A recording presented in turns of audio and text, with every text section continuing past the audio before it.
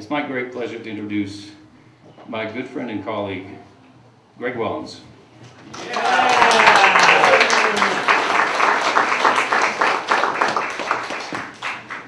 Wow, how do you live up to that introduction? I don't know. Thank you, Mark. Welcome. Boy, what a fantastic turnout. And what do you guys think of this house?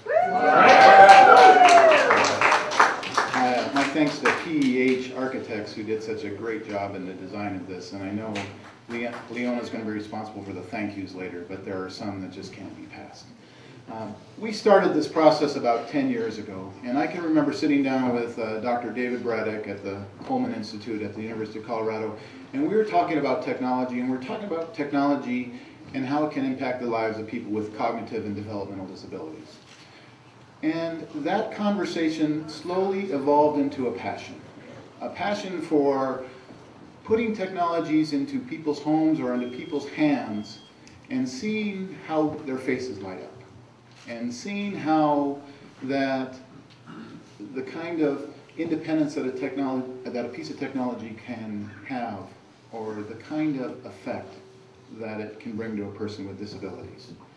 And that passion evolved into a vision of the smart home. And that idea behind the smart home of putting in technologies to help people with developmental disabilities live fulfilling lives is what this home is about. And it's about setting a different kind of care standard in residential settings. Can we introduce technology that not only makes people's lives better, but makes the services and supports that Imagine offers more efficient? But as proud as I am of this house, our job is just beginning. Our intention is to take what we learn here, take the technology that is being developed in this home, and move it out into the community. So that single mom or that single dad that has a kid with disabilities, they get a little bit of support.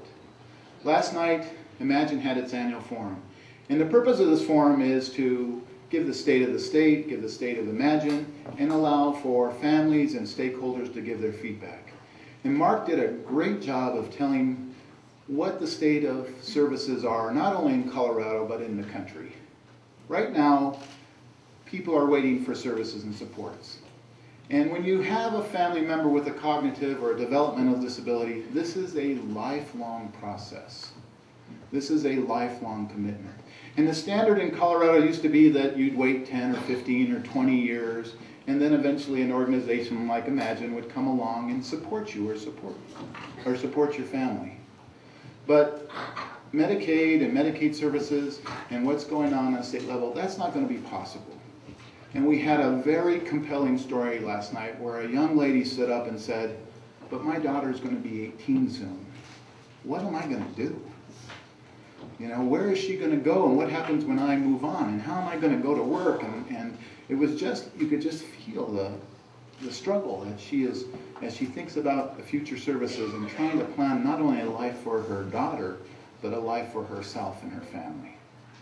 And so that's the mission that we have in front of us. That's the challenge that we have from this day forward. We've accomplished our first goal. We've built a beautiful house. We have a lot of terrific technologies in this. But our job in front of us is now to take that technology and help that mom with her story, help that mom with her life.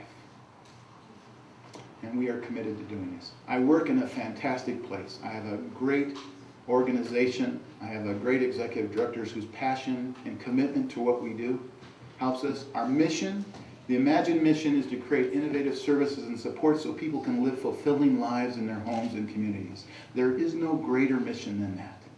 We have a terrific board, and I'm so fortunate that I work in this environment. And I'm so fortunate that I get to work with Leona Stacker. Because as you're about to find out, her passion and her commitment to that mission that I just told you about is unrelenting. It is unstoppable. And it drives us all. I'm so fortunate that she was involved in this project because she brought so much energy and so much community involvement.